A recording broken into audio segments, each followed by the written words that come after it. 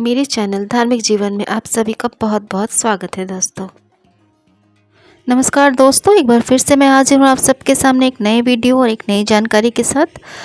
तो दोस्तों, महाशिवरात्रि आने वाली है, तो आज हम इसी बात पे इसी व्रत के बारे में या इसी त्यौहार के बारे में, इसी पूजा के बारे में हम चर्चा करेंगे कि महाशिवरात्रि व्रत के नियम क्या हैं, हमें किस तरीके से महाशिवरात्रि का व्रत करना चाहिए, कौन से नियम को हमें नियम का पालन करना चाहिए। तो चलिए जानते हैं, और आप सबको महाशिवरात्रि की शुभकामनाएं। त्यौहार जो है, चलिए इसके बारे में जानते हैं। महाशिवरात्रि का त्यौहार बेहद धूमधाम से मनाया जाता है, जैसा कि हम सभी हिंदू जितने भी हैं सभी जानते हैं और सभी हिंदू घरों में मनाया जाता है। इस दिन भगवान शिव और माता पार्वती की पूजा अर्चना की जाती है।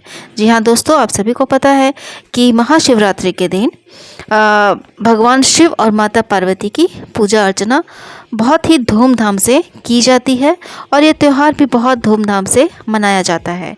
इसको मनाने के लिए ऐसे तो हम सभी जानते हैं कैसे मनाते हैं, पर कुछ नियम है जिसका हम अगर पालन करें तो बहुत ही शुभ होता है। व्रत का विधान। मान्यता है कि इस दिन व्रत रखने से भक्त को पूरे साल भगवान शिव की पूजा का फल उस एक दिन में प्राप्त होता है। जी हाँ दोस्तों, ऐसी मान्यता है कि अगर आप पूरे साल का जो भी पूजा अर्चना है या फिर जो भी भगवान शिव की पूजा का फल है, वो उस एक दिन के व्रत से आपको मिल सकता है, या एक दिन के उस पूजा से आपको पूरे साल भर के पूजा का फल आपको प्राप्त हो सकता है, यानी कि महाशिवरात्रि के दिन की पूजा। नियम, चलिए कुछ नियम जानते हैं। लेकिन महाशिवरात्रि के दिन व्रत रखने के नियम हैं जिनका पालन करने से शिव जी की पूजा सफल होती है। जी हाँ दोस्तों, अगर आप महाशिवरात्रि के दिन व्रत करते हैं तो ये बहुत ही अच्छी बात है, और कुछ नियम है, अगर उसका पालन करते हुए आप शिव जी की पूजा करते हैं तो ये आप पूजा आपकी सफल होगी और भगवान शिव भी बहुत प्रसन्न होंगे। शुरुआत। महाशिवरात्रि के व्रत की शुरुआत त्रयोदशी से ही हो जाती है और इसी दिन से लोगों को शुद्ध सात्विक आहार लेना शुरू कर देना चाहिए। जी हाँ दोस्तों, त्रयोदशी से ही ये प्रारंभ हो जाती है महाशिवरात्रि की शुरुआत, के व्रत की शुरुआत, और इसी दिन से लोगों को बिल्कुल शुद्ध और शाकाहारी भोजन लेना चाहिए, और आपको कोई भी जैसे लहसुन प्याज वगैरह भी आपको नहीं लेना चाहिए। संकल्प। कुछ लोग तो इसी दिन से व्रत का आरंभ कर देते हैं। इसके बाद चतुर्दशी तिथि को पूजा करके व्रत करने का संकल्प लेते हैं। बहुत सारे लोग इसी दिन से व्रत आरंभ कर देते हैं और इसके बाद जो भी चतुर्दशी की तिथि होगी उसी तिथि को पूजा करके व्रत करने का संकल्प भी ले लेते हैं। तो आप भी ऐसा कर सकते हैं दोस्तों। फलाहार। यदि आप उपवास करते हैं तो पूरे दिन फलाहार ग्रहण करें और नमक का सेवन बिल्कुल ना करें।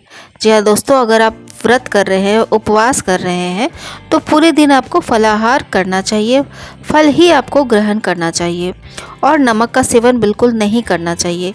लेकिन कई स्थिति में ऐसी सिचुएशन हो जाती है या ऐसी परिस्थिति होती है कि आपको नमक लेना ही है, तो आप सेंधा नमक का इस्तेमाल कर सकते हैं।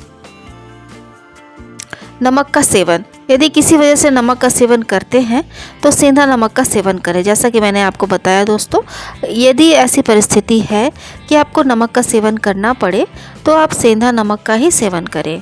इसको हम व्रत में सेंधा नमक को शुद्ध मानते हैं और इसलिए इस नमक का सेवन हम कर सकते हैं।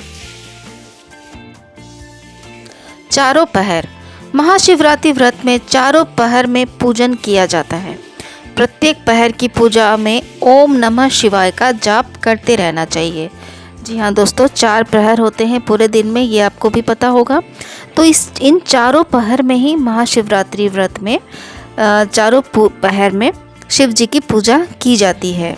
पूजा चारों प्रहर में ही आप कर सकते हैं और प्रत्येक प्रहर की पूजा में ओम नमः शिवाय का जाप आपको करते रहना है।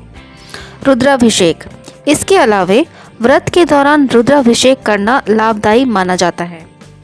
इससे भगवान शंकर अत्यंत प्रसन्न होते हैं। आप शिवरात्रि के दिन, महाशिवरात्रि के दिन व्रत के दौरान रुद्राभिषेक कर सकते हैं और ये काफ़ी लाभदायी होता है और इससे शंकर भगवान बहुत ही प्रसन्न होते हैं और आपको शुभ फल भी इसका मिलता है। तो इसलिए आप रुद्राभिषेक कर सकते हैं दोस्तों। तो आपको ये जानकारी कैसी लगी? अगर ये कुछ नियम है आप इनका पालन करते हैं तो महाशिवरात्रि में आपकी पूजा जो है वो सफल होगी और शंकर भगवान का आशीर्वाद बिल्कुल अच्छे से और फल से उनका आशीर्वाद हमें मिलेगा।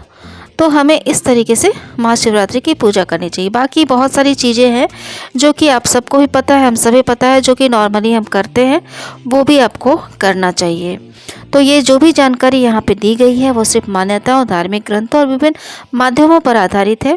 किसी भी जानकारी को मानने से पहले आप विशेषज्ञ की भी सलाह ले सकते हैं। तो दोस्तों, आशा करती हूँ आपको ये वीडियो पसंद आया होगा। अगर वीडियो पसंद आया तो वीडियो के कमेंट बॉक्स में ओम नमः शिवाय लिखना बिल्कुल ना भूलें। और अगर आप मेरे चैनल पर नए हैं तो मेरे चैनल धार्मिक जीवन को सब्सक्राइब ज़रूर कर लें। तो दोस्तों, इस तरीके की जानकारी आपको मेरे चैनल पर मिलती रहेगी। तो आप अगले वीडियो की जानकारी के लिए आपको अगर नोटिफिकेशन चाहिए तो आप नोटिफिकेशन बेल को भी प्रेस कर सकते हैं। तो दोस्तों, आप सभी को महाशिवरात्रि के फिर से बहुत बहुत शुभकामनाएं।